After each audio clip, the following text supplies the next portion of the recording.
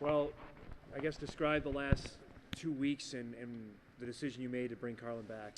Yeah, obviously it's been a crazy 2 weeks, but I think you get into this profession for a lot of reasons. Win basketball games, to be around the game you love, to have a lot of fun, but you also get into to help young men. And I think for me as a head coach and our program and our culture, this is a time and situation we've got an opportunity to do that with a guy that I have a lot of trust and respect and admiration for. And somebody once told me you judge behavior on past behavior, and I'm going to judge Carlin Dupree on his prior 2.5 years, not his last 2.5 weeks. What kind of conversations do you have about going forward, and what did you have to convince the team that this is a good move? It really didn't. We sat down. Obviously, Carlin came to me Sunday after the Oral Roberts game and said his intentions to leave at the time, and I think it was just a spontaneous decision.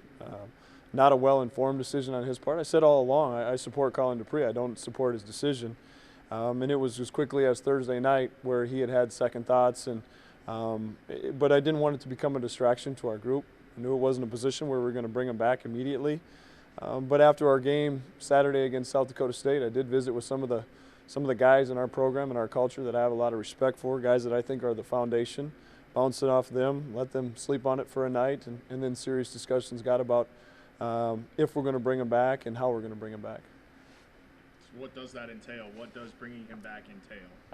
Well, I think, and you can ask Carlin, but it starts with just being back part of the family. When you sit down and talk with him, and what he shared with me is that's what he misses most. I think you guys get it because you see it on a yearly basis that college athletics is a tight-knit family. From October 2nd to mid-March, we're going to spend more time with each other than we are our families, and that's what Carlin misses. And I think when you're in it and you've had some things the last couple of years and all of a sudden they're gone, that's taken for granted. And I think those are some of the things that Carlin and we all realize. And as far as what's going to happen next, I really don't have a great answer for you. I want to see how our team reacts. I want to see how Carlin reacts. But most importantly, what we have right now is it's the C word that we talk about all the time. It's culture. And I want to send a strong message to Carlin Dupree.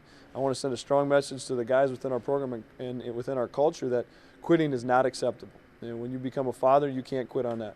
When you become an employee, when you become an employer later in life, you can't quit on those things and expect to just have it, you walk back in and be like it was. And so the term indefinite suspension or work in progress, however you want to phrase it, that's where we're at right now. Is it 2 games? Is it 2 weeks? Is it the rest of the semester? I don't have a great answer for you. But it's going to be based on what's best for this culture. And it's something that I've tried to instill not only in our staff or in our guys, but also our recruits. This program is bigger than Dave Richman. This program is bigger than Carlin Dupree. It's the sum of all of our parts. Said he reached out to you on Thursday. How exactly did he do that? Did he give you a call when you guys were on there? Were you expecting him to contact you as well? So we sat down earlier Thursday to kind of finalize some things and what I thought was him moving in a different direction. And I told him the same thing I told all of you. I will support you in any way, shape, or form. Outside of here, but I don't support this decision, Carlin.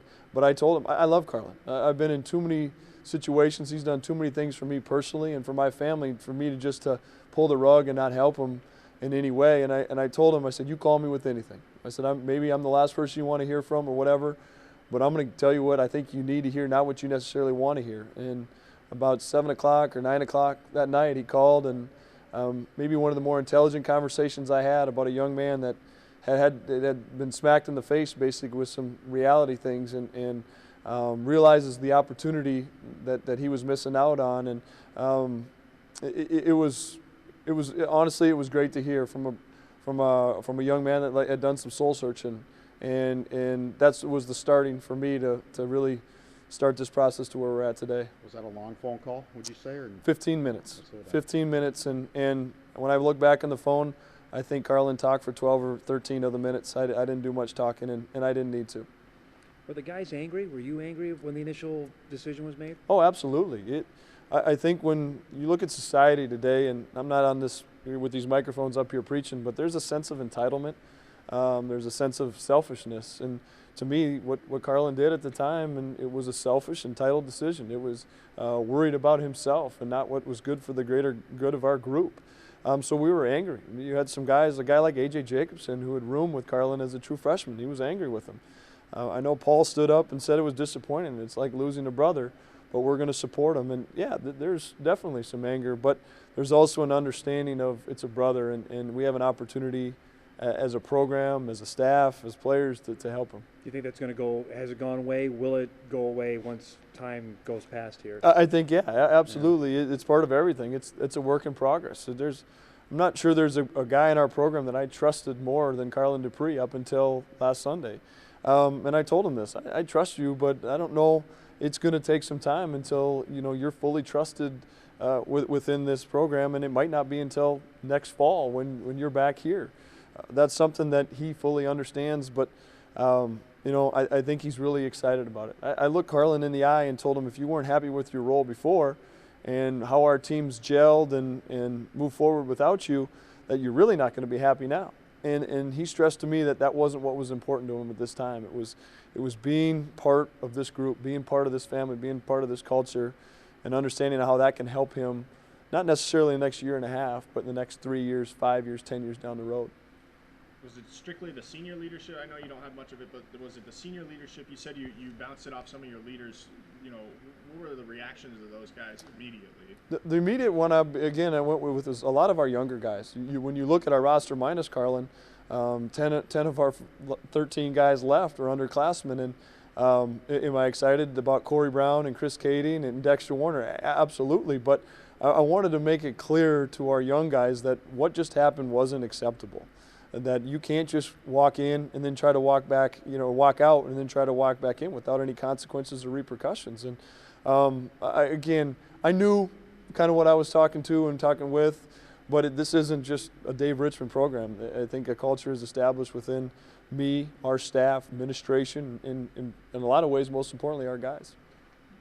You said that he's back, but you don't know if he'll play right away. Maybe even if at all this season. Is he going to travel with you guys to IU? I think we'll see how this week goes. But I want to get Carlin back to a normalcy. I think it's proven fact that a young man does better during the season in the classroom when there's structure in his life. And if we can help provide that structure here as soon as possible, from an academic standpoint, from a life standpoint, and then a basketball standpoint, absolutely. We need to help this young man and help all of our guys understand those things. You said you've kind of been through something like this before. Have you reached out to maybe some of your mentors, other coaches that have maybe gone through something like this, and have they given you any advice? Yeah, I don't know if I've been through anything quite like this as a head coach in my career, but yeah, absolutely. And that's the benefit of I've really been spoiled here, Alex. I've really been spoiled from a standpoint of you go back to Ray Giacoletti, Greg McDermott, Ben Jacobson, Tim Miles, Saul Phillips. All those are tremendous, basketball coaches, but they're all way better people. They're all great confidants, and that's a luxury that I have, that I've been able to bounce those things off. And probably most importantly, is my father, who's been in higher education, who's been in college athletics for a while, and then some guys in our culture that I really, really trust. A guy like Jason Miller, our strength and conditioning coach, who I've been through, basically everything with the last 10 or 12 years, and understands me, understands this culture better than everything. Ultimately, I'm the head coach here, and then the buck stops with me, and I'm the one making this decision. But there was a lot of thought gone into this. This wasn't just an overnight decision, and that's why we just didn't make the decision last week and bring him back. This is why it took some time. Is it a question of conditioning with him? There's no question of that, is there? I mean, it's like a week off. It's more of the trust, the off-court, if you will, issues. Yeah, Carlin's is talented and is one of the better athletes that I've ever been around here or anywhere, and I don't have any doubt that he's knowing him as much as he loves the game. He's probably been in the gym, a lot himself, and a couple days of practice, and he'll be ready to go. Yeah, it's just is it a trust thing? Is it where our program's at? Is how are things for him off the court, in the classroom? It's a combination of everything.